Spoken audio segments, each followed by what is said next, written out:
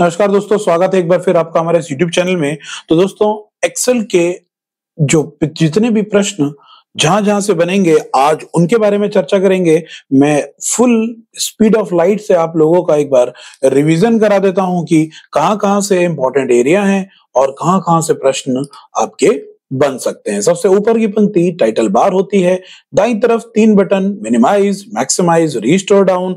ये रहा आपका टाइटल और ये रहा सब टाइटल। सब टाइटल को बदला जा सकता है, टाइटल को नहीं। बाईं तरफ आपको क्विक एक्सेस टूल बार, जिन विकल्पों की जरूरत बार बार पड़ती है और वो विकल्प आपको क्विक एक्सेस टूल बार में प्रदर्शित होंगे। ये रहा सेव, ये रहा अंडू, ये रहा रिडू, जो डिफॉल्ट रूप से 3 विकल्प मौजूद होते हैं। इसके बाद आप देख सकते हैं यहाँ पर आपको टैब दिखाई दे रहे हैं। जितने भी आपको यहाँ टैब दिखाई दे रहे हैं वो आप यहाँ पर आसानी पूर्वक देख सकते हैं। वो 1 2 3 4 5 6 7 8 9 10 प्रकार के आपके टैब हैं। फाइल, होम, इंसर्ट और पेज लेआउट और रेफरेंस। ये व्हाइट कलर का एरिया आपका रिबन कहलाता है। कंट्रोल प्लस F1 से रिबन को हाइड और कंट्रोल प्लस F1 से रिबन को अनहाइड कर सकते हैं। आप देख सकते हैं कॉलम को रिप्रेजेंट करते हैं अल्फाबेट और पंक्तियों को रिप्रेजेंट करते हैं नंबर्स। और कॉलम का जो सेल का एड्रेस होता है वो पहले कॉलम का नेम फिर पंक्ति का नाम प्रदर्शित होता है। उसके ठीक नीचे फॉर्मूला बार है। फॉर्मूला बार यानी इंसर्ट फंक्शन का जो लोगो है वो FX होता है। Shift plus F3 shortcut command है। तो एक्सेल के फॉर्मूले को फंक्शन के नाम से जानते हैं। ये आपका एंटर बटन और ये आपका कैंसिल बटन होता है। C3 जहां पर दिखाई दे रहा है ये नेम बॉक्स है यानी एड्रेस बॉक्स, यानी आपके सेल का एड्रेस यहाँ पर प्रदर्शित होता है। फॉर्मूला बार के ठीक बाईं ओर नेम बॉक्स अवेलेबल होता है। स्टेट और उसके बाद आपको ये बीच में आपकी स्प्रेडशीट दिख रही है। डिफॉल्ट रूप से कार्य करने के लिए 2013 के बाद एक शीट प्राप्त होती है। 13 से पहले वाले संस्करणों में हमेशा हमें कार्य करने के लिए 3 शीट प्राप्त होती थी। एक्सेल के पेज को स्प्रेडशीट या बैलेंस शीट, शीट या वर्कशीट के नाम से जानते हैं। शीटों के कॉम्बिनेशन को वर्कबुक के नाम से जानते हैं। वर्कबुक कहते हैं। विस्तारक रूप .xlsx होता है, एक्सटेंशन है। 2019 संस्करण का सबसे अंतिम पंक्ति स्टेटस बार है। स्टेटस बार में यथास्थिति प्रदर्शित होती है। अब जब आप लिखना 3 प्रकार के स्टेट होते हैं। जब आप किसी सेल पर कुछ एंट्री करते हैं तो रेडी स्टेट है।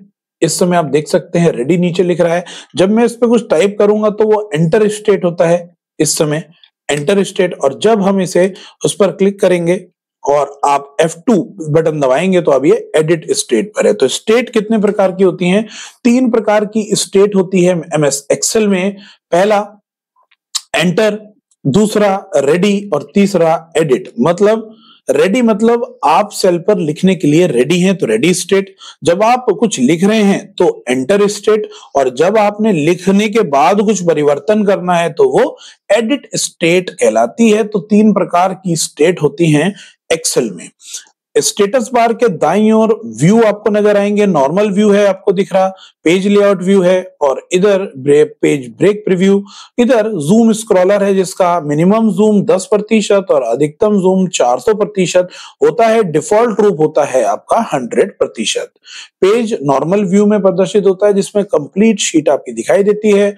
2 स्क्रॉल बार है। वर्टिकल स्क्रॉल बार ऊपर से नीचे देखने के लिए, हॉरिजॉन्टल स्क्रॉल बार बाएं से दाएं देखने के लिए। कुछ बेसिक बात कि टोटल नंबर ऑफ पंक्तियां होती हैं 10,48,576। कॉलम की बात करें तो 16,384। कॉलम को रिप्रेजेंट करते हैं अल्फाबेट और पंक्तियों को प्रदर्शित करते हैं नंबर्स। ये कुछ महत्वपूर्ण बात है।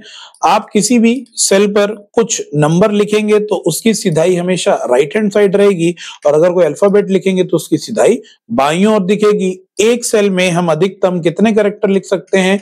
आप एक सेल में अधिकतम 9 कैरेक्टर्स लिख सकते हैं। 8.43 कैरेक्टर्स की लिमिट होती है, यानी आप एक सेल में 8.43 कॉलम की विड्थ चौड़ा कर सकते हैं। तो कुछ महत्वपूर्ण बातें थी दोस्तों कि 32,767 आप कैरेक्टर विद स्पेसिंग लिख पाएंगे। इसके अंदर एक्सेल में किसी भी प्रकार के ऑपरेटर या फंक्शन के लिए बराबर का चिन्ह लगाना आवश्यक होता है, अदरवाइज आप किसी प्रकार का फॉर्मूला रन नहीं कर पाएंगे। 4 प्रकार के ऑपरेटर होते हैं। अर्थमेटिक ऑपरेटर, अर्थमेटिक यानी जोड़ घटा गुणा भाग। रेफरेंस ऑपरेटर, कहां से कहां तक, 2 बिंदु। उसके बाद आता है आपका comparison operator, greater than, less than, equal to. और उसके बाद एंड ऑपरेटर जो कॉनकैटिनेट फंक्शन के भांति कार्य करता है। तो चलते हैं फाइल रिबन या फाइल टैब से, और फाइल टैब्स के अंदर विकल्प, कौन सा विकल्प क्या काम करेगा, किस प्रकार से प्रश्न बनेंगे, एक एक करके हम यहाँ पर देखते चलते हैं। फाइल से जो प्रश्न बनेंगे वो सबसे पहले प्रोटेक्ट शीट की मदद से आप पासवर्ड लगा सकते हैं अपनी वर्कबुक में। इंस्पेक्ट वर्कबुक में, अपनी वर्कबुक में जो व्यक्तिगत रूप से जो जानकारी होती है वो इंस्पेक्ट करके ये पता लगा सकते हैं कि आपके एक्सेल की वर्कबुक के साथ किस किस तरीके के अवयवों का इस्तेमाल किया है, जैसे मैक्रो का यूज किया है, ट्रैक चेंज का यूज किया है। तो इस प्रकार की जानकारी आपको इंस्पेक्ट वर्कबुक की मदद से मिलेगी। मैनेज वर्कबुक में आप जो अनसेव्ड एक्सेल की शीटें हैं उसको देख सकते हो, जो आपने गलती से सेव नहीं हुई है, आप या सेव करना भूल गए हैं, उनकी डिटेल्स आपको यहाँ पर मैनेज वर्कबुक में प्रदर्शित होगी। उसके बाद न्यू है, आप कंट्रोल एन की मदद से न्यू वर्कबुक ले सकते हैं, और विभिन्न प्रकार के डिजाइन टेम्पलेट अवेलेबल है। आप किसी प्रकार का डिजाइन टेम्पलेट यहां से चूज करके उसका इस्तेमाल आसानी से कर पाएंगे। ओपन से किसी भी पुरानी फाइल को ओपन कर सकते हैं जो पहले से क्लाउड पर यानी वन ड्राइव पर सुरक्षित हो, या आपके कंप्यूटर में पहले से उपस्थित हो, आप उस फाइल को ओपन करा पाएंगे। कंट्रोल ओ इसकी शॉर्टकट कमांड है। कंट्रोल एस से सेव होगा। आप कोई भी जगह निर्धारित करके अपने डॉक्यूमेंट को सुरक्षित कर सकते हैं, नाम देकर सुरक्षित कर पाएंगे, और एक्सटेंशन ऐड हो जाएगा उसके साथ .xls एक्स, क्योंकि हम संस्करण 2019 में काम कर रहे हैं। सेव एस का काम कब आता है? सेव एस का इस्तेमाल जब आप किसी दस्तावेज को सुरक्षित कर चुके हैं और आप उस दस्तावेज को किसी नए नाम देकर यानी किसी नए नाम से सेव करना चाहते हैं तो आप सेव एस का चुनाव करेंगे। शॉर्टकट कमांड F12 होती है। प्रिंट कमांड की मदद से आप किसी भी एक्सेल की शीट में कार्य को प्रिंट कराने के लिए कंट्रोल P का चुनाव करेंगे। कंट्रोल P शॉर्टकट कमांड है। प्रिंट प्रीव्यू की शॉर्टकट कमांड कंट्रोल F2 है, जिसे आप प्रिंट होने से पहले पेज को देख पाएंगे, प्रिंट होने के बाद वो कैसा दिखाई देगा। शेयर से आप इंटरनेट के माध्यम से अपनी फाइल को किसी अन्य व्यक्ति को या ईमेल के माध्यम से शेयर कर सकते हैं। एक्सपोर्ट एक महत्वपूर्ण विकल्प है जो आप एक्सेल की वर्कशीट को पीडीएफ में कन्वर्ट करने के लिए इस्तेमाल करते हैं। पब्लिश एक ऐसा ऑप्शन है कि आप अपनी एक्सेल की पूरी बैलेंस शीट को एज ए पावर बीआई यानी as a blog, as a biography style में उसे पब्लिश करा पाएंगे, यानी प्रकाशित कर सकते हैं। किसी भी इंटरफेस के अंदर अपनी वर्कबुक को अपलोड कर सकते हैं। क्लोज से आपकी फाइल क्लोज हो जाएगी लेकिन आपका सॉफ्टवेयर बंद नहीं होगा। Ctrl+W इसकी शॉर्टकट कमांड है। अकाउंट से रिलेटेड सेटिंग्स के लिए अकाउंट का चुनाव करेंगे। फीडबैक के लिए आप सॉफ्टवेयर संबंधित फीडबैक दे सकते हैं। ऑप्शन से एक्सेल की सेटिंग्स हो पाएंगी। तो ये बात थी दोस्तों फाइल टैब की। अब बात कर लेते हैं होम रिबन की। होम रिबन में हमारे पास कितने आपको ग्रुप दिखाई दे रहे हैं दोस्तों? ये एरिया ग्रुप कहलाता है। क्लिपबोर्ड ग्रुप है, फॉन्ट ग्रुप है, अलाइनमेंट ग्रुप है, नंबर ग्रुप है, स्टाइल ग्रुप है, सेल्स ग्रुप है और एडिटिंग ग्रुप है। तो आप यहां पर देख सकते हैं टोटल 7 प्रकार के ग्रुप हैं। क्लिपबोर्ड ग्रुप के अंदर पहले बात कर लेते हैं कट, कॉपी, पेस्ट और फॉर्मेट पेंटर। 4 ऑप्शन है, यानी आप किसी भी लेखन कार्य को यहां से कंट्रोल C से कॉपी करिए, किसी नए स्थान पर पेस्ट कर दीजिए। यहां पर कंट्रोल V से पेस्ट कर दिया। आप किसी को काट कर यानी कट करके, जैसे 16,384 को सिलेक्ट किया, आपने जैसे ही इसे कट किया तो ये समय से यहां से कट होने के लिए तैयार है। नए स्थान पर कर्सर रख के जब पेस्ट करेंगे तो आप देखेंगे कि वो यहां से कट कर नए स्थान पर आ गया।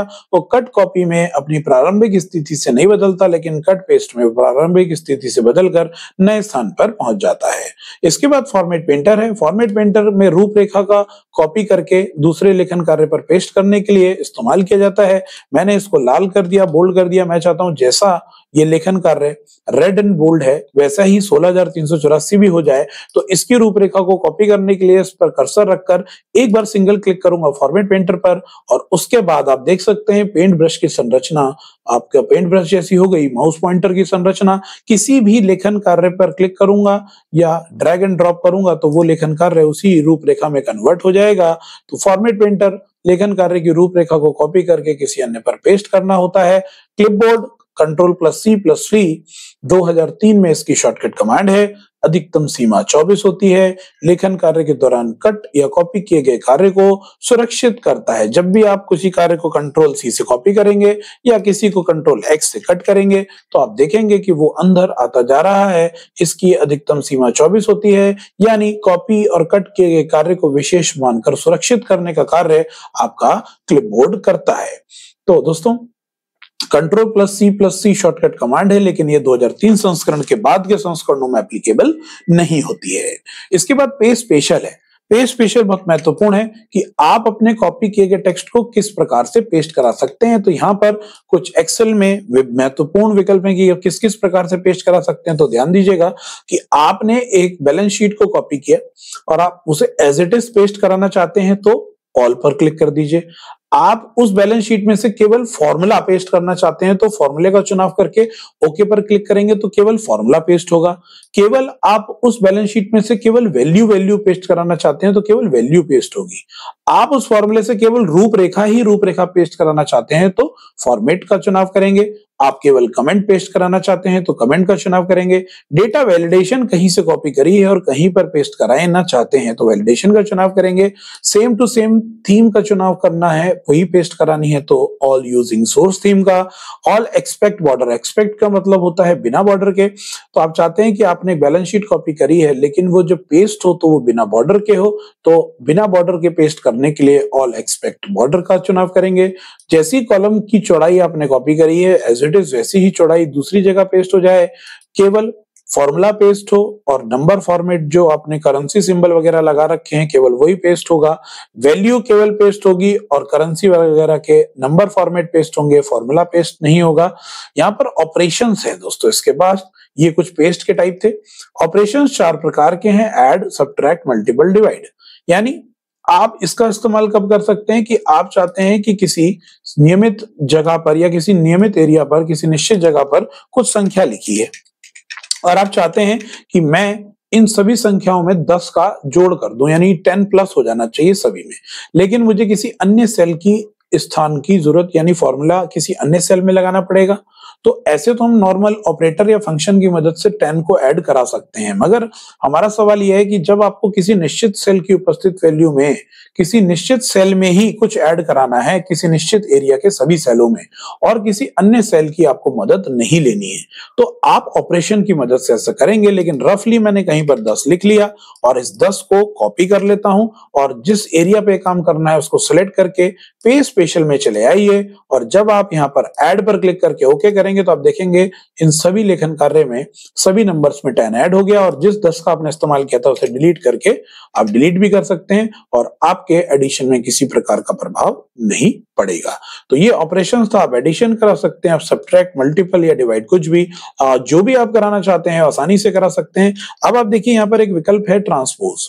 आपने ऊर्ध्वाधर स्तंभ के रूप में किसी डेटा को कॉपी किया, अब आप चाहते हैं कि वह क्षैतिज पंक्ति के रूप में पेस्ट हो जाए, तो आप कर्सर रखिए और जब आप पेज स्पेशल पे जाके ट्रांसपोज का चुनाव करेंगे, ये रहा ट्रांसपोज, और जैसे ही आप ओके करेंगे तो आपने कॉपी किया था कॉलम के रूप में लेकिन ये पेस्ट हो गया पंक्ति के रूप में।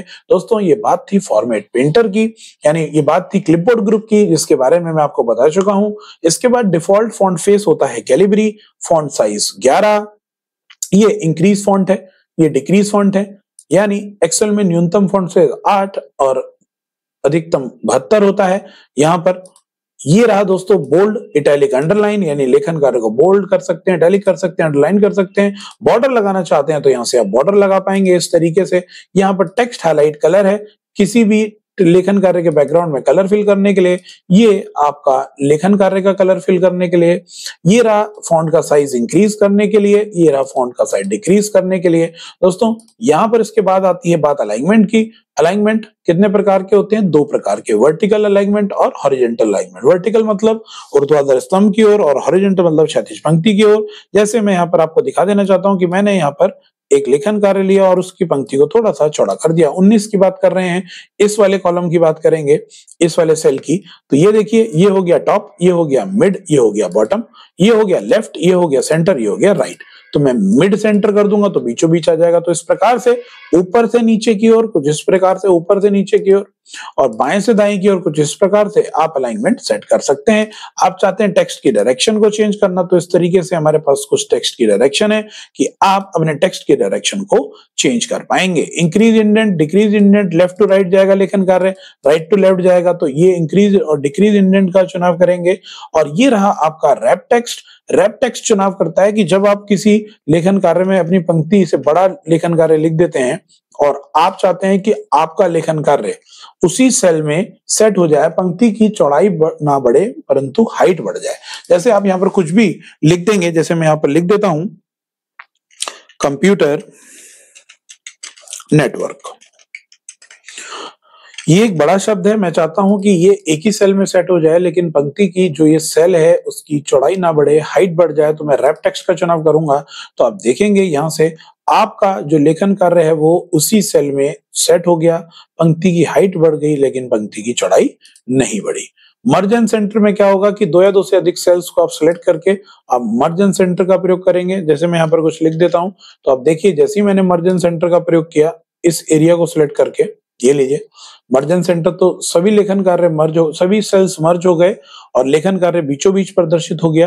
अगर मैं सिर्फ मर्ज सेल करता तो मर्ज सेल में आपका क्या होता, मैं दोबारा से अनमर्ज सेल कर देता हूं।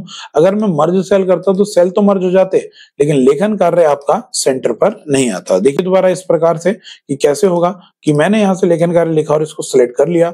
अगर मैं चुनाव कर रहा हूं मर्ज सेल का, तो मर्ज सेल होके आपका अलाइनमेंट बीच में है तो इसलिए बीच में दिखा रहा है। डिफॉल्ट रूप ये होता है दोस्तों। तो दोबारा से एक बार देख लेते हैं कि किस प्रकार से बात हो रही है कि डिफॉल्ट अलाइनमेंट लेफ्ट ओर है, कि अगर मैं इसे मर्ज एंड सेंटर करूंगा तो लेखन कार्य बीचों बीच आएगा, ये देखिए इस प्रकार से। लेकिन अगर मैं यहाँ पर केवल मर्ज सेल करूंगा तो लेखन कार्य मेरा बाईं ओर ही रहेगा। फिर कंट्रोल Z कर रहा हूं मैं। इसके बाद है मर्ज अक्रॉस में, आपके देखेंगे कि कॉलम मर्ज हुए हैं, पंक्तियां मर्ज नहीं हुई हैं। फिर उसके बाद है अनमर्ज, अगर आप मर्ज करा लेते हो एक बार, उसे पुनः स्थिति में लाने के लिए अनमर्ज सेल का चुनाव करना पड़ेगा। तो ये कुछ इंपॉर्टेंट बात थी। इसके बाद आप अपने सेल में किसी तरीके का भी कार्य करना चाहते हैं तो उसके लिए हमारे पास कुछ नंबर फॉर्मेट है। नंबर फॉर्मेट, जैसे आप नंबर फॉर्मेट लिखना चाहते हैं कि आप दशमलव के बाद 2 जीरो आ जाएं, तो आप यहां से 2 कर देंगे तो दशमलव के बाद 2 जीरो आएंगे। करेंसी में आपके पास करेंसी सिंबल है बहुत सारे, जो भी करेंसी सिंबल का इस्तेमाल करेंगे वो करेंसी सिंबल आपका लग जाएगा। अकाउंटिंग में क्या इंपॉर्टेंट बात होती है कि करेंसी सिंबल के साथ साथ दशमलव वाली वैल्यूज का भी यूज हो, तो उसके लिए अकाउंटिंग का प्रयोग करेंगे। जो डेट चाहिए उस डेट में वो है डेट फॉर्मेट में आ जाएगी, जो टाइम जिस फॉर्मेट का चाहिए उस फॉर्मेट में, प्रतिशत का चिन्ह लग के आपको मिलेगा, फ्रैक्शन से बटे वाले कार्य हो पाएंगे। साइंटिफिक से ई नोटेशन, यानी साइंटिफिक नोटेशन जो ई प्लस करके आपको संख्या नजर आती है, जो 11 से अधिक यानी 11-12 डिजिट से अधिक संख्याओं में तुरंत ये साइंटिफिक नोटेशन क्रिएट हो जाता है। तो आप उससे कम में भी कर सकते हैं, डिफॉल्ट रूप से 12 प्लस नंबर्स में ऐसा होगा। टेक्स्ट में आप अपने नंबर्स को किसी भी लेखन कार्य को टेक्स्ट के रूप में कन्वर्ट कर पाएंगे। स्पेशल में आप zip code, pin code, mobile number लिखने का सही तरीका आइडेंटिफाई कर पाएंगे। कस्टम से आप जैसा भी कार्य करना चाहते हैं वो मैनुअली यहाँ से चुनाव करके आसानी से कर पाते हैं। ये थे दोस्तों नंबर फॉर्मेट। कंडीशनल फॉर्मेटिंग में क्या होगा, कंडीशन के आधार पर शर्त लगाकर, शर्त के आधार पर लेखन कार्य की रूपरेखा में परिवर्तन कर सकते हैं। जैसे हम चाहते हैं कि 5000 से ज्यादा वाले सब रेड कलर के हो जाएं तो हो जाएंगे। कंडीशन लगाकर लेखन कार्य की रूपरेखा में परिवर्तन करने का विकल्प है कंडीशनल फॉर्मेटिंग। कंडीशनल फॉर्मेटिंग के अंदर विभिन्न प्रकार के विकल्प हैं कि आप ग्रेटर देन वैल्यू के साथ ऐसा कर सकते हैं, लेस देन वैल्यू के साथ आप कर सकते हैं, between, equal to, text contain with यानी किस टेक्स्ट के साथ, और डेट अकरिंग, अगर वो तारीख आ रही है तो वो आइडेंटिफाई हो जाए। डुप्लीकेट वैल्यू को भी अलग कलर से प्रदर्शित कर सकते हैं। टॉप एंड बॉटम रूल है कि टॉप 10 संख्याओं को 10% वालों को, बॉटम 10 वालों को, इस तरीके से कंडीशनल फॉर्मेटिंग का चुनाव करके आप लेखन कार्य की रूपरेखा में परिवर्तन कर सकते हैं। फॉर्मेट एज टेबल में विभिन्न प्रकार के टेबल डिजाइन है। आपको table design light, medium, dark दिख रहे हैं तो आप किसी भी टेबल डिजाइन का चुनाव करके अपनी बैलेंस शीट को उस रंग बिरंगी रूप में, रेखा में बदल सकते हैं। उसी प्रकार से कुछ इंपॉर्टेंट हमारे पास यहाँ पर सेल के स्टाइल्स हैं। पेपर में दोस्तों ये पूछे जाते हैं कि गुड सेल्स कैसा नजर आता है, तो गुड सेल्स का जो कलर है वो है light green fill with dark green text. ये बैड सेल के लिए, ये नॉर्मल, ये सभी आप लोग देख पा रहे हैं कि जिस प्रकार से अलग अलग सेल स्टाइल प्रदर्शित कर रहा है। पेपर में न्यूट्रल सेल का स्टाइल पूछ लिया जाता है, जैसा कि आपको दिख रहा है कि यहाँ पर ये लाइट येलो फिल या pale yellow fill with dark yellow text, normal के लिए white fill with black text, bad के लिए light red fill with dark red text. कुछ इस प्रकार से आपके पेपर में प्रश्न बन सकते हैं। इंसर्ट की बात होती है तो इंसर्ट सेल में आप देखेंगे, इंपॉर्टेंट बात है कि इंसर्ट सेल में हमेशा कोई भी एक नया सेल इंसर्ट कर पाएंगे और मौजूदा सेल दाईं तरफ और नीचे की तरफ शिफ्ट होगा। मतलब जब वो कोई नया सेल आएगा तो मौजूदा सेल या तो दाएं जाएगा या तो नीचे जाएगा, दो ही प्रकार हैं। उसी प्रकार से डिलीट की बात करें तो इसका अपोजिट होगा। अगर डिलीट की बात करें तो आप देखिए इसमें जो सेल डिलीट करेंगे तो उसके स्थान पर या तो राइट टू लेफ्ट यानी लेफ्ट तरफ से शिफ्ट होगा, शिफ्ट सेल लेफ्ट की तरफ शिफ्ट होगा, या ऊपर की तरफ आएगा, नीचे से सेल ऊपर की तरफ आएगा। तो कहने का मतलब यह है कि पूछा जाता है कि इंसर्ट में निम्न में से कौन सा विकल्प नहीं है। तो इंसर्ट में हमेशा ध्यान रखेंगे कि जब कोई सेल इंसर्ट होगा तो वो राइट और नीचे की तरफ जाता है, राइट की तरफ जा सकता है या तो नीचे की तरफ जा सकता है, और ऐसे ही डिलीट में इसका उल्टा है। तो उसमें पूछा जाता है कि इंसर्ट सेल में निम्न में से कौन सा अवयव नहीं है। तो चार ऑप्शंस कौन से होते हैं? राइट शिफ्ट होता है, डाउन शिफ्ट होता है, लेफ्ट शिफ्ट ये नहीं होता, क्योंकि लेफ्ट शिफ्ट किस में दिख रहा है आपको? डिलीट में होता है, या इनमें से कोई नहीं। तो दोस्तों बड़ा ध्यान रखिएगा कि जब आप इंसर्ट कराएंगे तो मौजूदा सेल या तो राइट में जाएगा या तो नीचे, और डिलीट कराएंगे तो उसकी स्थान पर या तो राइट से लेफ्ट पर आएगा या तो नीचे से ऊपर आएगा। तो ये इस तरीके से पेपर में आपके प्रश्न बनते हैं, पूछे जाते हैं। फॉर्मेट में आप यहां से पंक्ति की हाइट बढ़ा सकते हैं, 14.5 आपको यहाँ नजर आ रही है, और आप कॉलम की हाइट भी बढ़ा सकते हैं, कॉलम की विड्थ को बड़ा कर सकते हैं, 8.43 डिफॉल्ट होती है। उसी प्रकार से आप किसी भी पंक्ति को हाइड कर सकते हैं, किसी भी कॉलम को हाइड कर सकते हैं, किसी भी शीट को हाइड कर सकते हैं, किसी भी पंक्ति को अनहाइड कर सकते हैं, यानी जो भी आपको हाइड व अनहाइड करना है तो यहां से वो हो जाएगा। इसके बाद रीनेम शीट ऑप्शन है। ये देखिए जैसे यहाँ पर आपको दिख रहा है शीट 1, आपको यहाँ पर शीट 1 दिखाई दे रहा है कि अगर आप यहाँ से क्या करना चाहते हैं कि इस शीट का नाम रीनेम करना चाहते हैं, तो आप यहाँ से क्या काम करेंगे? आप यहाँ से इसको रीनेम शीट पर क्लिक करेंगे और आप अपना नाम चेंज कर लेंगे। मूव एंड कॉपी का मतलब है कि अगर यहाँ से हमने इस पर क्लिक करके एक शीट और ऐड कर ली, अब मैं इसको इधर उधर मूव करना चाहता हूं तो फॉर्मेट में जाके मूव एंड कॉपी से ये मूव कर दूंगा, इसका स्थान इधर कर दूंगा या इसका स्थान इधर कर दूंगा। इस प्रकार से आप मूव करा पाओगे इस तरीके से इसका स्थान, और इसका नाम भी बदल पाओगे और इसकी डुप्लीकेट कॉपी भी यहाँ से बना पाएंगे। उसके बाद आता है टैब कलर। आप टैब का कलर चेंज कर सकते हैं, कोई भी टैब का कलर आप देख सकते हैं यहाँ से चेंज हो गया। इसका कलर मैंने रेड कर दिया, उसके बाद उसका कलर मैं इसको ऑरेंज कर देता हूं, ये देखिए। उसके बाद है आपका प्रोटेक्ट शीट से आप अपने एक्सेल की शीट को रीड ओनली मोड में बदल सकते हैं, यानी किसी भी प्रकार की एडिटिंग और फॉर्मेटिंग रिस्ट्रिक्शंस लग जाएगी, आप एडिटिंग और फॉर्मेटिंग नहीं कर पाएंगे बिना पासवर्ड के। एक्सेल में मौजूद सभी सेल डिफॉल्ट रूप से लॉक सेल होते हैं। ये महत्वपूर्ण बात है कि एक्सेल में मौजूद सभी सेल कैसे होते हैं, तो वो होते हैं लॉक, आप उसे अनलॉक भी कर सकते हैं। इसके बाद auto sum, alt plus equal to shortcut command है। आप किसी भी रेंज को सिलेक्ट करके ऑटोमेटिक सम करा सकते हैं। ऑटो सम के अंदर कुछ फॉर्मूले निम्न हैं, आप एवरेज करा पाएंगे, काउंट कर पाएंगे, मिनिमम मैक्सिमम ज्ञात कर पाएंगे, और ये डिफॉल्ट रूप से आपको यहाँ पर कुछ 5 फंक्शन मौजूद होते हैं जो आपको दिखाई दे रहे हैं। फिल से आप अपने डेटा को किसी निश्चित सेल में फिल करा सकते हैं। जैसे मैं चाहता हूं इस लाइन में ऊपर वाला ठीक डेटा फिल हो जाए, तो मैं यहाँ पर फिल पर गया, फिल डाउन कर दूंगा, जिसकी शॉर्टकट कमांड कंट्रोल डी है, तो फिल डाउन हो गया। मैं चाहता हूं ये जो डेटा है ये राइट वाले सेल में फिल हो जाए, तो फिल में जाके राइट पर क्लिक करूंगा, तो आप देखेंगे सिमिलर डेटा उसके ठीक बाजू वाले सेल में ऑटोमेटिक फिल हो रहा है। इसको हम ऑटो फिल या फिल डाउन कहते हैं, या फिल के नाम से जाना जाता है। क्लियर में आप देख सकते हो कि आप यहाँ पर क्लियर में ऑप्शंस हैं, क्लियर ऑल, सब कुछ डिलीट। क्लियर फॉर्मेट, केवल रूपरेखा डिलीट हो पाएगी। क्लियर फॉर्मेट में आप देख सकते हैं रूपरेखा क्लियर हो गई। क्लियर ऑल में सभी कुछ क्लियर हो जाता है, क्लियर ऑल में सब कुछ गायब। और अगर मैं यहाँ पर क्लियर कर रहा हूँ क्लियर कंटेंट, तो कंटेंट गायब, रूपरेखा गायब नहीं हुई। उसके बाद है क्लियर कमेंट, कमेंट क्लियर हो जाएगा, हाइपरलिंक भी क्लियर हो जाएंगे। शॉर्टिंग फिल्टर में क्या होगा, शॉर्टिंग दो प्रकार की होती है दोस्तों, आरोही क्रम या अवरोही क्रम में, छोटे से बड़े की ओर या बड़े से छोटे की ओर। उसके बाद आता है फिल्टर।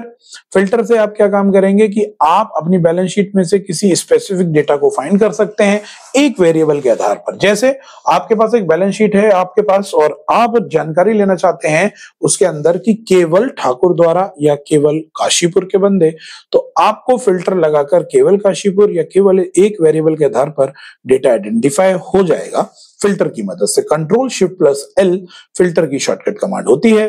फाइंड रिप्लेस की मदद से आप किसी निश्चित शब्द को ढूंढ सकते हैं एक्सेल की शीट में, कंट्रोल एफ शॉर्टकट कमांड है। रिप्लेस की मदद से आप किसी निश्चित शब्द को किसी निश्चित शब्द से बदल सकते हैं, कंट्रोल एच शॉर्टकट कमांड है। गो टू की मदद से कंट्रोल जी शॉर्टकट कमांड है। F5 बटन का प्रयोग भी गो टू के लिए किया जाता है।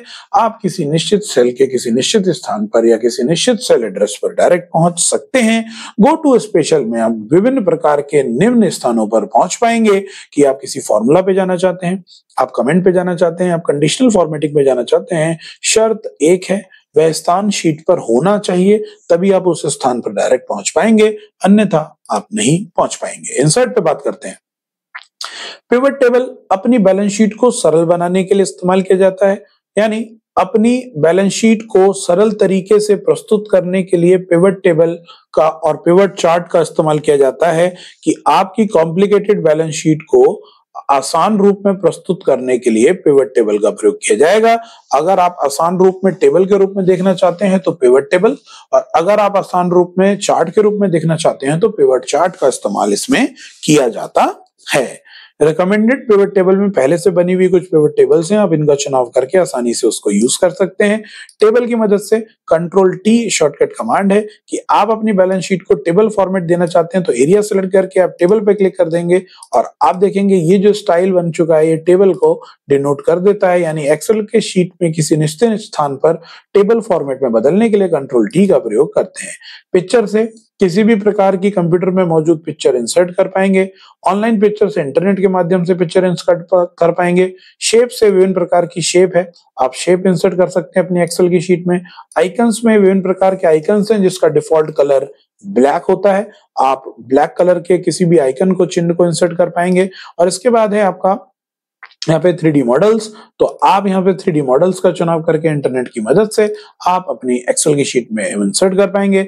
स्मार्ट आर्ट ग्राफिक्स में आप अपने किसी भी तरीके के कार्य को आसानी से रूप में प्रस्तुत करने के लिए स्मार्ट आर्ट ग्राफिक्स का प्रयोग होगा। और इसके बाद स्क्रीनशॉट, किसी भी जस्ट पीछे खुले सॉफ्टवेयर का स्क्रीनशॉट लेकर एक्सेल की शीट में इंपोर्ट करा पाएंगे। स्क्रीन क्लिपिंग से जस्ट पीछे खुले किसी भी सॉफ्टवेयर का निश्चित स्थान स्क्रीन क्लिप करके आप अपनी एक्सेल की शीट में इंपोर्ट कर पाएंगे। गेट एडिन्स की मदद से आप नई एप्लीकेशंस को डाउनलोड कर इसके अंदर इंसर्ट कर पाएंगे। एडिन्स की मदद से यूजफुल एप्लीकेशंस जो एक्सेल के लिए जरूरी हैं उनका इस्तेमाल करके आप इंपोर्ट कर सकते हैं। रही बात चार्ट की, तो चार्ट दोस्तों टोटल होते हैं हमारे पास 17 प्रकार के दोस्तों, जिसमें से 5 चार्ट ब्रॉड और 12 चार्ट नैरो होते हैं। आप उनमें अलग अलग प्रकार के चार्ट हैं, जैसे आपके पास यहाँ पर चार्ट है, कॉलम चार्ट, पाई चार्ट, बहुत बहुत प्रकार के चार्ट हैं। यहाँ पर आप थोड़ा बैलेंस शीट बना लेता हूं, राम श्याम मोहन, तो आप देखेंगे यहाँ पर मैं 10, 20, 30 वैल्यू ले ली, सिलेक्ट करूंगा और यहाँ पर जैसे चार्ट पर क्लिक करूंगा तो आप देखेंगे मोर कॉलम चार्ट पर जैसे क्लिक किया तो ये रहे आपके टोटल चार्ट। और विभिन्न प्रकार के चार्ट हैं जिनका प्रयोग करके आप अपने बैलेंस शीट में इसका डेटा इंपोर्ट करा पाएंगे और व्यवस्थित तरीके से चीजों को देख पाएंगे। तो आगे बढ़ते हैं इंसर्ट के अंदर। इंसर्ट में आपके पास अब आप अपने डेटा को मैप्स के रूप में मैप्स पर दिखाना चाहते हो अपने इंपोर्ट किए गए डेटा को, तो आप मैप्स का चुनाव करेंगे। 3D मैप में आप अपने डेटा को 3D मैप्स में दिखाना चाहते हैं तो 3D मैप का चुनाव करेंगे। अपनी बैलेंस शीट को, पिवट चार्ट क्या काम करेगा, अपनी बैलेंस शीट को सरल तरीके से प्रस्तुत करने के लिए वहां पर पिवट टेबल का प्रयोग कर रहे थे। अगर आपको आसान रूप से पिवट चार्ट के रूप में देखना है तो आप पिवट चार्ट का इस्तेमाल यहाँ पर करेंगे।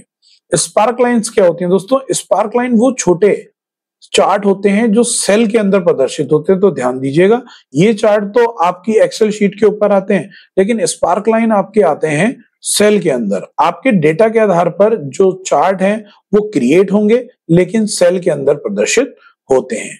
स्लाइसर की मदद से क्या होगा? स्लाइसर की मदद से आप अपनी बैलेंस शीट को आसानी से अलग अलग तरीके से इंपोर्ट करके स्लाइसर की मदद से आसानी से देख पाएंगे। जैसे यहाँ पर आप बैलेंस शीट को देख पा रहे हैं यहाँ पर, और जैसे ही मैंने इसको सिलेक्ट किया तो सबसे पहले स्लाइसर चलाने के लिए मैं क्या काम करूंगा, तो जैसे मैं इंसर्ट पे गया, स्लाइसर का चुनाव किया, तो आप देख सकते हैं यहाँ पर अभी कोई कनेक्शंस यहाँ पर शो नहीं हो रहा, यानी पिवट टेबल जब मैं बनाऊंगा तभी ये शो होगा। तो आप देखिएगा कि यहाँ पर न्यू वर्कशीट पे चुनाव किया, जैसे ही मैं ओके किया यहाँ पर बन चुकी है। तो मैंने क्लिक कर दिया डिपार्टमेंट पर, ये कर दिया सैलरी पर, ये कर दिया नेम पर, और ये कर दिया एड्रेस पर।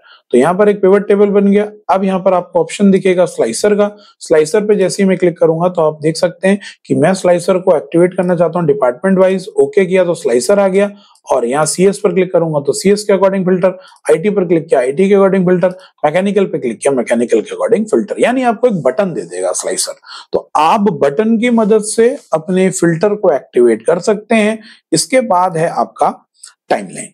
दोस्तों, वर्ष के आधार पर अगर आपको फिल्टर लगाना है कि 2020-22 के बीच में कितना डेटा आइडेंटिफाई हुआ, तो टाइमलाइन की मदद से काम होगा। ये दोनों ही काम फिल्टर के होते हैं, यानी फिल्टर के अंदर आपको स्लाइसर और टाइमलाइन मिलेगा। आप किसी अवयव के आधार पर, कॉलम के आधार पर फिल्टर लगाना है तो स्लाइसर का प्रयोग करेंगे, लेकिन अगर आपको किसी पर्टिकुलर डेट के अकॉर्डिंग या पर्टिकुलर डे के अकॉर्डिंग या पर्टिकुलर मंथ के अकॉर्डिंग, यानी टाइम ड्यूरेशन के अकॉर्डिंग अगर आपको अपना डेटा आइडेंटिफाई करना है तो आप टाइमलाइन का प्रयोग करेंगे। हाइपरलिंक आ गया अगला। दोस्तों, 4 प्रकार के होते हैं। कंट्रोल की शॉर्टकट कमांड है, नीले रंग का होता है जिस पर क्लिक करने के लिए कंट्रोल बटन दबाना आवश्यक होता है। 4 प्रकार से कैसे? किसी अन्य फाइल को लिंक करने के लिए, किसी निश्चित जगह पर पहुंचने के लिए, किसी नए डॉक्यूमेंट को क्रिएट करने के लिए, या फिर ईमेल भेजने के लिए। टेक्स्ट के अंदर आपके पास टेक्स्ट बॉक्स है, टेक्स्ट बॉक्स इमेज के ऊपर टेक्स्ट बॉक्स लिखने के लिए। Header footer print layout view में प्रदर्शित होता है, नॉर्मल व्यू में प्रदर्शित नहीं होता एक्सेल में। हेडर का मतलब ऊपर, फुटर का मतलब नीचे, किसी भी प्रकार का लेखन कार्य लिख पाएंगे। कलात्मक लेखन कार्य करने के लिए वर्ड आर्ट का प्रयोग करेंगे। सिग्नेचर लाइन, गोपनीय दस्तावेजों पर सिग्नेचर लिखने के सही स्थान को चिन्हित करने के लिए सिग्नेचर लाइन का प्रयोग करते हैं। ऑब्जेक्ट की मदद से किसी अन्य सॉफ्टवेयर को किसी निश्चित सॉफ्टवेयर के साथ एम्बेड करने के लिए, यानी जोड़ने के लिए एक्सेल में इस्तेमाल किया जाता है ऑब्जेक्ट का। इक्वेशन के अंदर विभिन्न प्रकार की इक्वेशन है जिनके नाम आपको पता होना चाहिए। आप इक्वेशन की मदद से किसी भी प्रकार की समीकरण बना सकते हैं। सिंबल में विभिन्न प्रकार के सिंबल है जिसका चुनाव करके एक्सेल की शीट में इंपोर्ट कर पाएंगे। ड्रॉ के अंदर वही कलात्मक वाले सारे कार्य कि आप ड्रॉ कर पाएंगे। अलग अलग प्रकार के पेन है। इंक टू शेप, कोई शेप ड्रॉ करेंगे तो आपकी वो शेप ड्रॉ हो जाएगी बिल्कुल एग्जैक्ट फिगर के रूप में। आप यहाँ पर देख पा रहे हैं, कुछ भी गोला कर रहा हूं तो वो ड्रॉ हो रहा है। ये देखिए, ये ड्रॉ हो रहा है। तो आप मैथ्स के इस प्रकार से सिंबल भी यूज कर पाएंगे कि आपको शेप नहीं लेनी, मैथ के सिंबल लेने हैं। तो यहाँ पर मैंने सिग्मा बनाया तो आप देखेंगे कि ड्रॉ हो जाएगा ये सिग्मा। तो आप इस तरीके से ड्रॉ करके इस्तेमाल कर सकते हैं। ड्रॉ की मदद से पेज लेआउट में कंप्लीट सेटिंग होती है एक्सेल के पेज की। हमारे पास थीम्स हैं, थीम्स का चुनाव कर सकते हैं। मार्जिन से आप अपने मार्जिन को सेट कर सकते हैं, लेखन कार्य लिखने के क्रम को सेट कर सकते हैं। टॉप और बॉटम 0.75 और लेफ्ट राइट 0.7 होता है। हेडर फुटर 0.3 होता है। एरिया की पेज के चारों तरफ लेखन कार्य लिखने की स्थिति को सेट करने को मार्जिन बोलते हैं। ओरिएंटेशन 2 प्रकार की एक्सेल के पेज का ओरिएंटेशन, पोर्ट्रेट होता है, हम इसे लैंडस्केप में बदल सकते हैं। साइज 25 प्रकार के, डिफॉल्ट पेज A4 होता है जिसका आपको डायमेंशन पता होना चाहिए। प्रिंट एरिया का प्रयोग, आप किसी भी एक्सेल की शीट बहुत बड़ी होती है, किसी निश्चित स्थान को, किसी निश्चित एरिया को प्रिंट करने के लिए अगर आप सेट करना चाहते हैं तो आपने कितना भी बड़ा लेखन कार्य क्यों ना किया हो, कोई निश्चित एरिया ही प्रिंट के दौरान प्रदर्शित होगा, और कोई निश्चित एरिया ही प्रिंट के दौरान प्रदर्शित होगा तो वही एरिया प्रिंट में दिखाई देगा। बहुत बेहतरीन विकल्प है। ब्रेक की मदद से आप किसी भी स्थान पर कर्सर की स्थिति से पेज को, एक्सेल की शीट को ब्रेक कर सकते हैं। जैसे आपने पेज ब्रेक पर क्लिक किया तो आपका जो पेज है वो ठीक ऊपर और बाईं तरफ से ब्रेक हो जाएगा, रिमूव से रिमूव हो जाएगा। बैकग्राउंड से आप बैकग्राउंड पर किसी भी प्रकार की कोई इमेज आदि लगा सकते हैं शीट के बैकग्राउंड में, कंप्यूटर के अंदर हो या बिंग सॉफ्टवेयर से। आप यहाँ पर टाइप कर दीजिए एक्सेल, तो आप यहाँ पर देखेंगे कि यहाँ पर आपके पास थोड़ी देर में इंटरनेट सर्च करके ये कुछ आपको इमेजेस दे देगा, और जो भी इमेज आप लेंगे वो आपके एक्सेल की बैकग्राउंड में प्रदर्शित हो जाएगी। ये लीजिए, मैंने एक्सेल की एक इंपोर्ट करा ली शीट, और आप थोड़ी देर में देखते हैं कि वो एक्सेल की शीट के बैकग्राउंड में फिट हो जाएगी। अभी आप देखिए एरर दे दिया। कोई और इमेज यहाँ पर आपको लगा के दिखा देते हैं कि हम अपने कंप्यूटर में उपस्थित कोई इमेज को ब्राउज कर लेता हूं। मैं यहाँ पर डेस्कटॉप पर चलता हूं और यहाँ पर हमारे पास एक फोल्डर पड़ा है, एक फोटो एजुटेक का लोगो है। आप देख सकते हैं कि बैकग्राउंड पर आपका लोगो लग गया है। तो मैं Ctrl+Z मार के अंडू कर लिया। प्रिंट टाइटल्स, दोस्तों प्रिंट टाइटल्स का मतलब है कि प्रिंट टाइटल्स बहुत इंपॉर्टेंट है। टाइटल्स मतलब हेडिंग हो गए।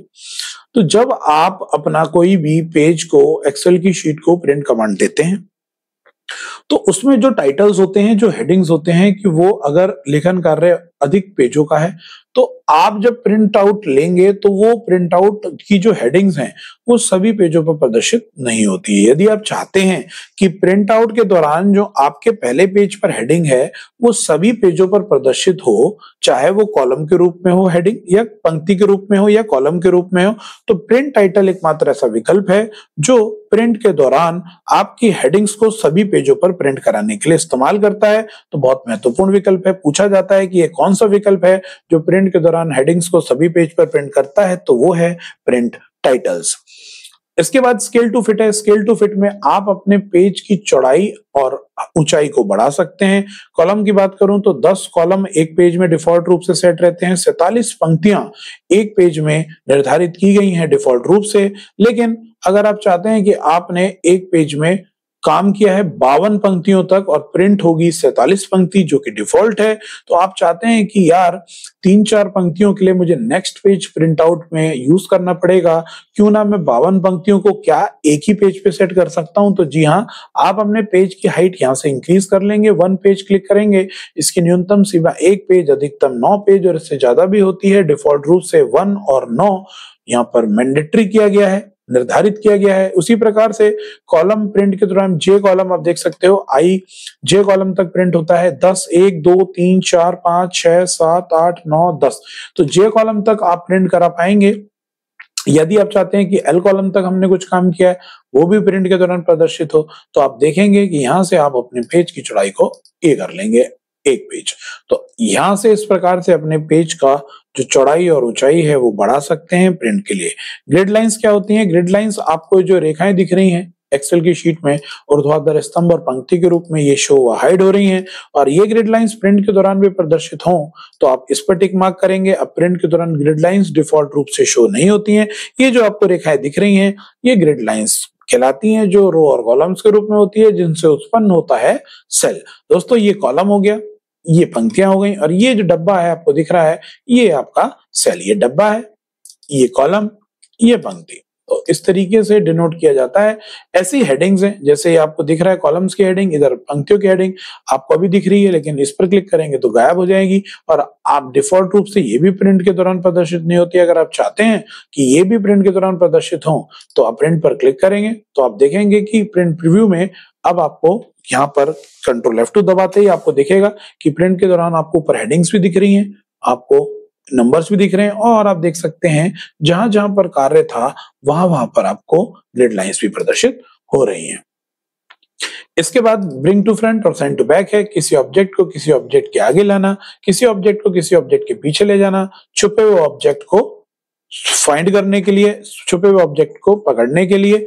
अलाइनमेंट, टोटल ऑब्जेक्ट का अलाइनमेंट है सिधाई सेट करने के लिए। लेफ्ट टू राइट और right to left, top to bottom के लिए 2 प्रकार के अलाइनमेंट है, वर्टिकल और हॉरिजॉन्टल। इसके बाद आपका आता है ग्रुप। 2 या 2 से अधिक ऑब्जेक्ट को एक सिंगल ऑब्जेक्ट बनाने के लिए ग्रुप का इस्तेमाल करेंगे, और उन्हीं सिंगल ऑब्जेक्ट को अलग अलग करने के लिए अनग्रुप का। रोटेट से आप ऑब्जेक्ट का रोटेशन सेट कर सकते हैं, यानी उनकी दिशा को चेंज कर सकते हैं। फॉर्मूला में विभिन्न प्रकार के फॉर्मूला हैं, जैसे सम है, एवरेज है। इसमें सभी प्रकार के फॉर्मूले मैंने पिछली वीडियो में भी आपको फॉर्मूले क्लियर कराने के लिए कोशिश की है तो पिछली वीडियो भी जाके देखिएगा, जिसमें सभी प्रकार के फॉर्मूले आपको क्लियर हो जाएंगे। फॉर्मूलों में इंपॉर्टेंट बात क्या है कि किसी भी प्रकार का फॉर्मूला बराबर चिन्ह लगाकर ही रन होगा। आप बिना बराबर के किसी प्रकार का फॉर्मूला नहीं लगा सकते हैं। और महत्वपूर्ण बात क्या है, और इंपॉर्टेंट बात दोस्तों ये है कि बराबर का ब्रैकेट जहां पर आप फॉर्मूला लगा रहे हैं वहां पर आपका ब्रैकेट लगाना भी आवश्यक होगा। नेम मैनेजर से क्या होगा दोस्तों, नेम मैनेजर की शॉर्टकट कमांड है कंट्रोल F3। आप किसी भी अपने सेल का नाम चेंज कर सकते हैं नेम मैनेजर की मदद से, डिफाइन नेम की मदद से, और उसका इस्तेमाल आप फॉर्मूले में भी कर पाएंगे। ट्रेस प्रेसिडेंट और ट्रेस डिपेंडेंट का काम क्या है कि यदि आप जानकारी लेना चाहते हैं कि किसी निश्चित सेल का योग किन अन्य सेलों में उपस्थित है, यदि आप किसी योग वाले सेल से जानकारी लेना चाहते हैं, जैसे मान लीजिए मैंने यहाँ पर कुछ डेटा का यहाँ पर डेटा लिया और इनको अलग अलग डेटा को प्लस करा लिया, तो जैसे अभी मैंने इन 3 सेल्स को लिया है, मुझे इस योग वाले सेल से पूछना है कि इसके अंदर किन अन्य सेल्स का योग उपस्थित है। तो ट्रेस प्रेसिडेंट पर क्लिक करूंगा तो ये बताएगा कि मेरे अंदर इन सेल्स का योग उपस्थित है। अगर मैं किसी एक सेल से पूछूं कि हाँ भाई तुम किस पर निर्भर हो, तो ये 5 नंबर की निर्भरता जानने के लिए डिपेंडेंट पर क्लिक करेंगे तो बताएगा कि मैं 107 वाले सेल पर निर्भर हूं। रिमूव एरो से रिमूव हो जाएगा। Show formula control plus backtick shortcut command है, इस पर जैसे क्लिक करेंगे तो एक्सेल में शीट पे जहां जहां फॉर्मूला लगे होंगे वो फॉर्मूला शो हो जाता है। एक्सेल की एरर जानने के लिए आप हैश का प्रयोग करेंगे। कहीं पर भी एक्सेल में एरर प्रदर्शित होती है तो आपको समझ जाना है कि वो एरर है। एक्सेल की एक इंपॉर्टेंट एरर है 509। कहीं पर आपको 509 लिखा हुआ दिखेगा तो आप समझ जाएंगे एक्सेल की एरर में 509 नंबर प्रदर्शित होता है। इवेल्युएट फॉर्मूला से आप अपने लगाए गए फॉर्मूला का इवेल्युएशन विश्लेषण कर सकते हैं, यानी वह फॉर्मूला किन किन स्थानों पर या किन किन कैलकुलेशन में यूज हुआ है, इसके लिए इवेल्युएट फॉर्मूला का इस्तेमाल किया जाता है। वॉच विंडो से किसी भी निश्चित सेल को बार बार देखने के लिए वॉच विंडो में ऐड करा लेंगे। वॉच विंडो एक खिड़की की तरह होती है जो इस्तेमाल होता है कि किसी भी निश्चित एरिया को बार बार देखने की आवश्यकता पड़ती है तो उसे सेव एज वॉच करा लीजिए। जैसे ये है, ऐड वॉच करा दिया मैंने इसको, तो ये यहाँ पर ऐड हो गया। अब मैं किसी भी अन्य शीट पर चला जाऊं, एक सिंगल क्लिक करूंगा, जैसे मान लीजिए इस पर, तो ये मुझे डायरेक्ट उस सेल पर वॉच करने के लिए ले आएगा। कैलकुलेशन होती है 2 प्रकार की, ऑटोमेटिक और मैनुअल। डिफॉल्ट रूप से ऑटोमेटिक सेट होता है, मैनुअल हम कर सकते हैं। मैनुअल करने के पश्चात 2 विकल्प मिलेंगे, कैलकुलेट नाउ और कैलकुलेट शीट। कैलकुलेट नाउ की shortcut command F9, calculate sheet की शॉर्टकट कमांड शिफ्ट F9। मतलब यदि कैलकुलेशन को मैनुअल कर दिया और जब आप मैनुअल करने के बाद कैलकुलेशन करेंगे तो कैलकुलेशन होगी नहीं। यदि आप कैलकुलेशन रन कराना चाहते हैं संपूर्ण वर्कबुक में यानी सभी शीटों पर तो दबाइए F9। अगर आप किसी निश्चित पेज पर कैलकुलेशन करना चाहते हैं, बची हुई कैलकुलेशन, रुकी हुई कैलकुलेशन को रन कराना चाहते हैं तो आप दबाइए शिफ्ट F9 यानी कैलकुलेट शीट। तो डिफॉल्ट रूप से जो कैलकुलेशन होती है वो ऑटोमेटिक होती है, जिसे आप मैनुअल भी कर सकते हैं। डेटा टैब की बात कर लेते हैं। डेटा में जितने भी ऑप्शंस आपको दिख रहे हैं, गेट एक्सटर्नल डेटा, मुझे किसी भी आरटीएफ फॉर्मेट या किसी अन्य वर्कबुक की फाइल का इंपोर्ट कराना है, किसी डेटाबेस की फाइल को इंपोर्ट कराना है, एक्सेस की, एसक्यूएल यूआरएल की, एसक्यूएल, या फिर आप किसी भी अन्य डेटाबेस की फाइल को, ओरेकल वगैरह की फाइल को इंपोर्ट कराना चाहते हैं। अजूरे यानी वन ड्राइव, किसी माइक्रोसॉफ्ट अजूरे है उसका वन ड्राइव से डेटा इंपोर्ट कराना चाहते हैं। ऑनलाइन सर्विसेज में आप किसी भी प्रकार के डेटा को इंपोर्ट, तो दोस्त टेक्स्ट की मदद से आप यहाँ पर नोटपैड की फाइल को इंपोर्ट करा पाएंगे। फ्रॉम वेब से आप क्या करा पाएंगे, इंटरनेट से किसी भी प्रकार के डेटा को इंपोर्ट करा पाएंगे। यानी नेट पर उपस्थित किसी भी प्रकार के डेटा को अगर इंपोर्ट कराना है तो फ्रॉम वेब का चुनाव कीजिए। फ्रॉम टेबल रेंज, किसी निश्चित टेबल को इंपोर्ट कराना है तो from table range. From text की मदद से आप किसी भी नोटपैड की फाइल को इंपोर्ट करा पाते हैं। इसके बाद ये जितने भी फाइल इंपोर्ट कराएंगे वो एक कनेक्शंस बना लेते हैं। कनेक्शंस का मतलब ये है कि आपने कोई भी डेटा इंपोर्ट कराया अपनी एक्सेल शीट में तो वो एज ए कनेक्शन क्रिएट हो जाएगा और उन कनेक्शंस को देखने के लिए इन ऑप्शंस का इस्तेमाल करेंगे। क्वेरी एंड कनेक्शंस पर क्लिक करके राइट हैंड साइड पर ये बताएगा कि आपके एक्सेल वर्कबुक में कौन कौन से कनेक्शंस जुड़े हैं, कौन से नहीं, ये फिर वही विकल्प आ गया दोस्तों शॉर्टिंग का। आरोही क्रम या अवरोही क्रम असेंडिंग ऑर्डर में बदल सकते हैं या डिसेंडिंग ऑर्डर में। Filter control shift L shortcut command है। एक सिंगल वेरिएबल के आधार पर छटाई कर सकते हैं डेटा वेरिएबल की। एडवांस फिल्टर में दो या दो से अधिक वेरिएबल्स के आधार पर छटनी हो सकती है। जैसे अगर आपको ये जानकारी लेनी है कि केवल ठाकुर द्वारा के बंदे या केवल काशीपुर के बंदे, तो एक सिंगल वेरिएबल है तो आप यूज करेंगे फिल्टर का। लेकिन आपको ये जानकारी लेनी है कि काशीपुर के वो बंदे जो कंप्यूटर साइंस डिपार्टमेंट में काम करते हैं, तो ये हो गए दो अवयव, एक हो गया डिपार्टमेंट और एक हो गया सिटी। तो दो वेरिएबल के आधार पर जब डेटा को आइडेंटिफाई करना होता है तो उसके लिए एडवांस फिल्टर का प्रयोग होता है। दो वेरिएबल या दो से अधिक वेरिएबल। दो से अधिक कैसे? कंप्यूटर साइंस का बंदा ठाकुर द्वारा में रहता हो और 10,000 सैलरी पाता हो, तो तीन वेरिएबल हो गए, तो उसके लिए एडवांस फिल्टर का चुनाव आपको करना पड़ेगा। टेक्स्ट टू कॉलम का मतलब है इसके अंदर डीलिमिटेड एक ऑप्शंस मिलेगा कि आप अपने सेल पे लिखे लेखन कार्य को अलग अलग कॉलम्स में बदल सकते हैं टेक्स्ट टू कॉलम की मदद से। फ्लैश फिल की मदद से कंट्रोल ई शॉर्टकट कमांड है, किसी स्पेसिफिक डेटा को आप दूसरे सेल में फिल करा पाएंगे। रिमूव डुप्लीकेट से डुप्लीकेट वैल्यू को रिमूव कर पाएंगे। डेटा वैलिडेशन की मदद से आप किसी निश्चित डेटा को ही किसी निश्चित एरिया में फिल करा पाएंगे। मतलब आप चाहते हैं कि जैसे मैंने ये डेटा एरिया ले लिया कि मैं चाहता हूं यहां पर 500 से बड़ी संख्या ना लिखी जाए। कितने से बड़ी संख्या ना लिखी जाए? 500 से बड़ी। तो डेटा की वैलिडेशन वैधता लगानी है तो मैं यहां पर लिखता हूं, यहां पर मैं आप होल नंबर्स की बात करते हैं, होल नंबर्स बिटवीन नहीं, नॉट इन लेस देन पर मैक्सिमम में कर देता हूं 500, लेस देन 500 यानी 500 से छोटी। ओके, तो इतने एरिया पर 500 से छोटी संख्या ही लिख पाऊंगा। मैंने लिखा 500, एक्सेप्ट कर रहा है? नहीं कर रहा। 500 से छोटी लिखनी है तो मैंने पहले ही 500 लिख दिया तो एक्सेप्ट नहीं किया, तो लिख देता हूं 499। एक्सेप्ट कर लिया? बिल्कुल कर लिया। मैंने लिख दिया 300, बिल्कुल कर लिया। मैंने लिख दिया 255, बिल्कुल कर लिया। मैंने 1 लिख दिया, एक्सेप्ट करता जा रहा है। मैंने लिख दिया 501, ये देखिए मना कर दिया। यानी वैधता वाले कार्य आप कर पाएंगे डेटा वैलिडेशन की मदद से। कंसोलिडेट का काम क्या होता है? कंसोलिडेट करना, दो या दो से अधिक बैलेंस शीट को किसी तीसरी बैलेंस शीट में जाके मर्ज कर देना।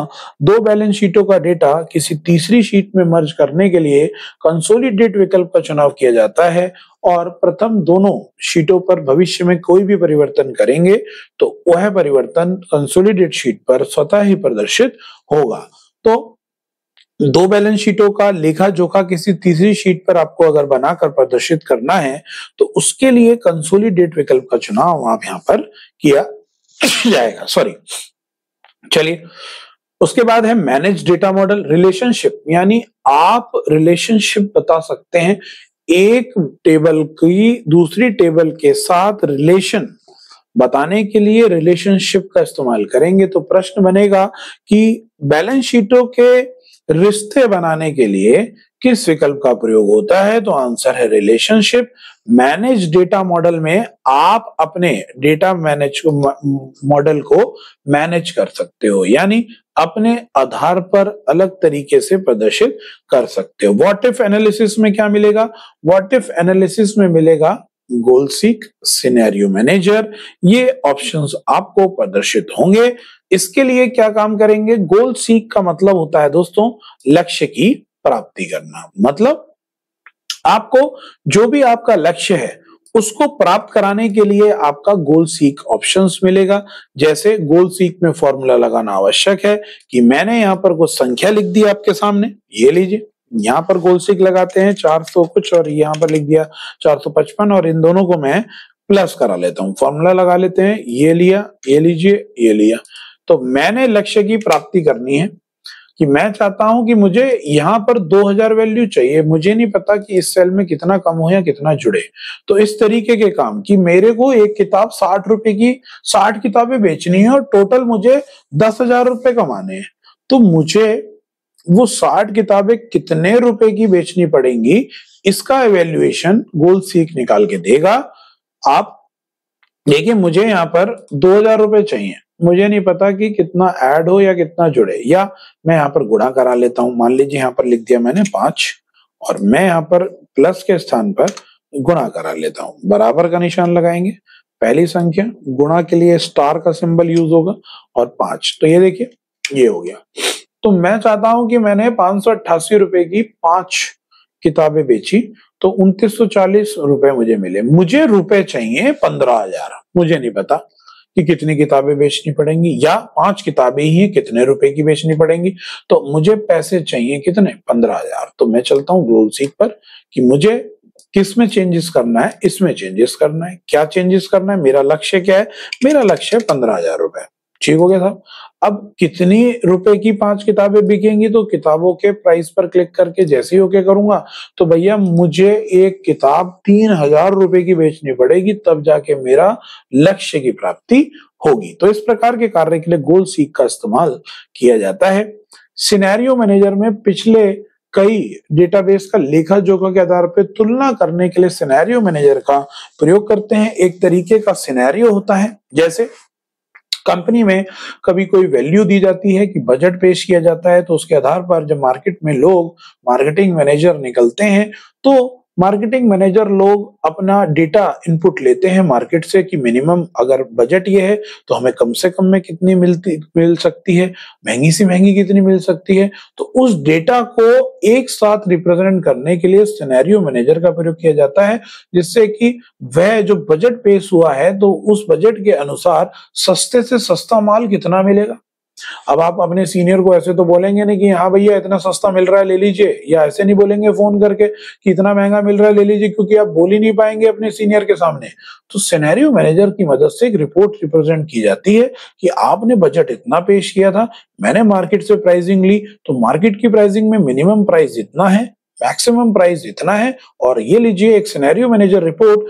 अब आपको जो भी प्राइसिंग ठीक लगे मुझे बता दीजिएगा और उस आधार पर मैं माल परचेज कर दूंगा। तो इस तरीके के कार्य सिनेरियो मैनेजर से करते हैं। डेटा टेबल का प्रयोग किस लिए करेंगे कि डेटा टेबल का प्रयोग एक जैसे सेल्स में एक जैसे कार्य करने के लिए डेटा टेबल का प्रयोग किया जाता है। फॉरकास्ट शीट की मदद से आप फॉरकास्ट कर सकते हो, यानी भविष्यवाणी, फॉरकास्टिंग होती है, आप भविष्यवाणी कर सकते हो, यानी आगे क्या होगा, यानी भविष्यवाणी किस आधार पे होती है। फॉरकास्टिंग का मतलब पिछले डेटा के आधार पर आपकी गत वर्षों में क्या रिपोर्ट आएगी उसकी भविष्यवाणी की जाती है, यानी उस कंपनी का पिछला सारा बायोग्राफी पूरा स्ट्रक्चर देखा जाएगा, ओवरऑल फाइनेंशियल स्ट्रक्चर कि उस कंपनी ने पिछले वर्षों में या पिछले महीनों में कितनी ग्रोथ की है या डिग्रेड हुआ है। तो उस आधार पर वो आपको 3 रिजल्ट देगा कि अगर कंपनी रिसेशन पे जाती है डाउनवर्ड्स तो क्या रहेगा टोटल अमाउंट, अगर कंपनी पीक पर अप जाती है यानी फायदा होता है तब क्या होगा, और अगर इक्वल चलता रहा कोई ना फायदा हुआ ना नुकसान तब क्या इनपुट मिलेगा कंपनी को। तो कंपनी एक तरीके से फोरकास्टिंग रिपोर्ट बना के देती है, भविष्यवाणी करती है, अपने पिछले डेटा के आधार पर डेटा को आइडेंटिफाई करती है। ग्रुप एक्सेल में किसी भी पंक्ति या कॉलम को हाइड करने के लिए इस्तेमाल होता है और अनग्रुप उसको दोबारा से देखने के लिए। सब टोटल का प्रयोग किस लिए करते हैं दोस्तों, सब टोटल का प्रयोग नंबर्स के आधार पर होता है। 0 1 2 3 4 5 6 7 8 9 नंबर्स हैं जिसका प्रयोग फॉर्मूले के साथ किया जाता है।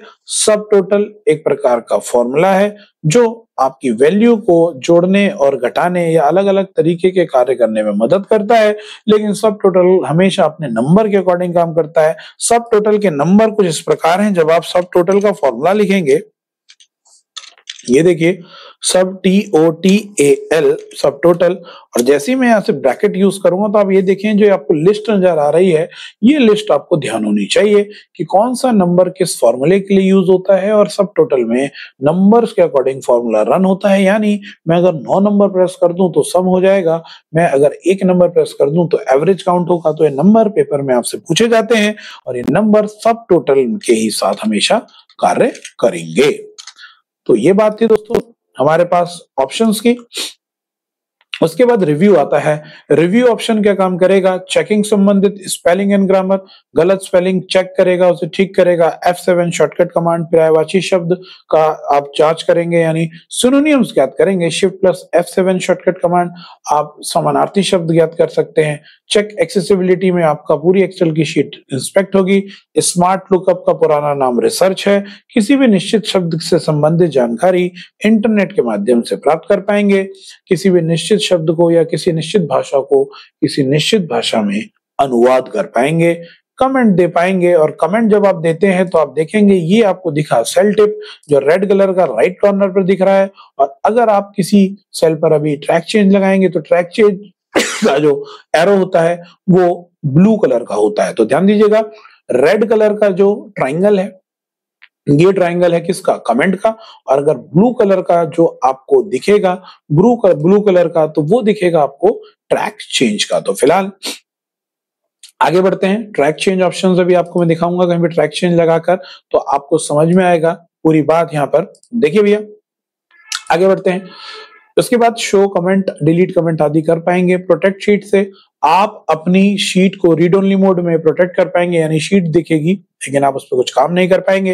लेकिन अगर आप वर्कबुक पे ही ताला लगाना चाहते हैं तो आपकी पूरी वर्कबुक ही नहीं खुलेगी, आप अपनी पूरी वर्कबुक पर पासवर्ड लगा पाएंगे। शेयर वर्कबुक में आप अपनी पूरी की पूरी वर्कबुक को किसी अन्य यूजर के साथ शेयर कर सकते हैं, ऑफलाइन या ऑनलाइन रूप से। Protect and share workbook password लगा के शेयर करना है तो ये विकल्प का चुनाव होगा। आप किन यूजर को अलाउ करना चाहते हैं तो वो आप यहाँ से सेट कर सकते हैं। ट्रैक चेंज आप अपने डॉक्यूमेंट को ट्रैक करने के लिए या एक्सेल शीट को ट्रैक करने के लिए इस्तेमाल किया जाता है। वर्ड में ट्रैक चेंज का कलर रेड था, यहाँ पर ट्रैक चेंज का कलर ब्लू है। भविष्य में किए गए परिवर्तन हाईलाइट होते हैं with the help of track change. Ink को हाइड करने के लिए हाइड इंक का प्रयोग होगा। व्यू में आपके पास 4 प्रकार के व्यू हैं कि नॉर्मल व्यू जैसा कि आपको दिख रहा है। पेज ब्रेक प्रीव्यू में आप जितना लेखन कार्य आपने शीट पे किया होगा उतना पेज ब्रेक हो जाएगा, अन्यथा नहीं। पेज लेआउट में आपको आपकी एक्सेल की पूरी शीट पेजों के रूप में, जिस रूप में वो प्रिंट होने वाली है उस रूप में आप देख सकते हो यहाँ पर प्रदर्शित हो रही है। तो ये कस्टम व्यू में आप जितना एरिया ऐड कर लोगे कस्टम व्यू में देखने के लिए उतना एरिया ऐड हो जाएगा और भविष्य में आप उसको देख पाएंगे। जैसे मैं आपको दिखा देता हूं कि मैं यहाँ पर आ गया और इस एरिया को कस्टम व्यू के द्वारा सेट कर रहा हूं, तो यहाँ पर क्लिक किया, कस्टम व्यू ऐड पर क्लिक किया और यहाँ पर कुछ मैंने नाम दे दिया और जैसे ही ओके करूंगा तो ये एरिया सेव हो चुका है। जब अब मैं दूसरे शीट पर आ रहा हूं और कस्टम व्यू का चुनाव कर रहा हूं तो ये रहा वो एरिया, और जैसे ही शो पर क्लिक करूंगा ये मुझे डायरेक्ट वहां पर ले आएगा। यानी अपने अनुसार एक एरिया का चुनाव करना, भविष्य में उसे देखने के लिए कस्टम शो के द्वारा आप यहाँ पर आगे देख सकते हैं कि ग्रिड लाइंस दिखें या ना दिखें। रूलर क्यों नहीं दिख रहा है, क्योंकि पेज लेआउट हमारा अवेलेबल नहीं है, क्योंकि रूलर हमेशा पेज लेआउट पर दिखेगा। पेज लेआउट पर क्लिक करेंगे रूलर एक्टिवेट हो जाएगा, तो रूलर अब गायब हो गया। ये देखो रूलर गायब, रूलर वापस। ये ऊपर स्केल जैसी संरचना जो दिख रही है वो रूलर है, रूलर गायब, ये देखिए गायब, रूलर वापस। तो ये था कुछ रूलर की बात। फॉर्मूला बार गायब हो जाए, फॉर्मूला बार दिख जाए, हेडिंग्स गायब हो जाए, हेडिंग्स दिख जाए, तो आप समझ रहे हैं। जूम की बात करें तो जूम के डायलॉग बॉक्स में एक्सेल में अधिकतम जूम 200, न्यूनतम 25 होता है और साधारण तौर पर न्यूनतम 10, अधिकतम 400 होता है, डिफॉल्ट 100। तो कई बार प्रश्न बनता है डिफॉल्ट डायलॉग बॉक्स से, तो अधिकतम 200 है और न्यूनतम 25 है। इसके बाद 100 डिफॉल्ट है। जूम टू सिलेक्शन यानी जो एरिया है उसको जूम कर देगा। आप देखिएगा यहाँ पर, ये लीजिए फिट टू विंडो का ऑप्शन यहाँ रहा है। यहाँ पर आपको दिख रहा है कि नॉर्मल व्यू पर ले आते हैं 100% पर। आपको ये एरिया देखना है तो आप यहाँ पर क्लिक करिए, देखिए इस पर क्लिक किया मैंने और जूम टू सिलेक्शन, ये देखिए वो एरिया जूम हो गया। तो जो एरिया सिलेक्ट करोगे वो एरिया जूम हो जाएगा। न्यू विंडो से डुप्लीकेट विंडो बन जाएगी। अरेंज ऑल से आप आजू बाजू अरेंज करके उन्हें देखने के लिए इस्तेमाल कर सकते हैं। स्प्लिट से कर्सर की स्थिति से आप विंडो को स्प्लिट कर पाएंगे। देखिए 4 भागों में विभाजित हो गई है। रिमूव स्प्लिट से रिमूव हो जाएगा। फ्रीज पेन्स मैंने आपको बताया था।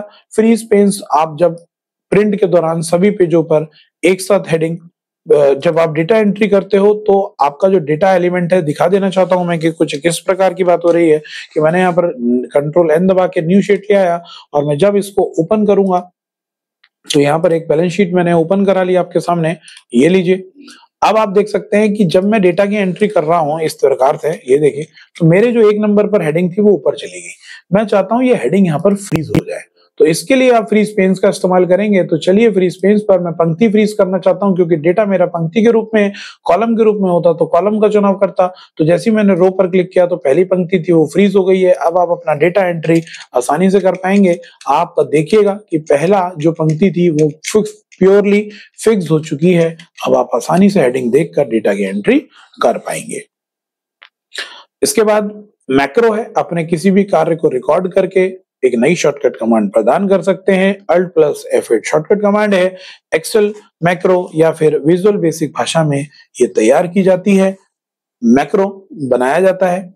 इसके बाद आता है हेल्प, सॉफ्टवेयर संबंधित मदद के लिए आप हेल्प का चुनाव करेंगे।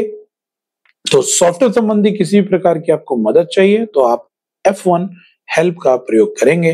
तो दोस्तों, एक रैपिड फायर के रूप में एक्सेल का इंट्रोडक्शन मैंने आपके सामने बेसिक टू मॉडरेट लेवल पे रखा। एक एक विकल्प के बारे में बताया कि कौन सा विकल्प क्या कर सकता है। प्रैक्टिकल करके दिखाना इतनी स्पीड में अभी संभव नहीं है। यह एक प्रकार का रिवीजन है। उम्मीद है आप लोगों के पेपर में बहुत ही मददगार साबित होगा। तो wish you all the best. आप सभी लोगों को आपके पेपर के लिए आपका इस प्रकार से प्यार रहा, हम लोग उसके बहुत बहुत आभारी हैं। तो दोस्तों, ऐसे ही हमसे जुड़े रहिए, ऐसे ही अपनी आगामी भर्ती में अपना प्यार हम पे निछावर करते रहिए। और हम लोग कामना करते हैं कि बहुत सफलतापूर्वक आप लोगों का बेहतर पेपर हो। Wish you a very happy new year and wish you a very all the best. तो मिलते हैं दोस्तों अगले वीडियो में। मैं अजय सिंह आपका एक नई वीडियो के साथ स्वागत करूंगा। कितनी भी प्रकार की जो भी वीडियोस हैं उसके डिस्क्रिप्शन में टेलीग्राम का लिंक आपको मिलेगा, उसको ज्वाइन कर लेंगे तो सभी प्रकार के नोट्स पीडीएफ फॉर्मेट में फ्री आप लोगों के लिए अवेलेबल हैं। तो मिलते हैं एक अगले वीडियो में मजेदार लहर के साथ। तब तक के लिए धन्यवाद।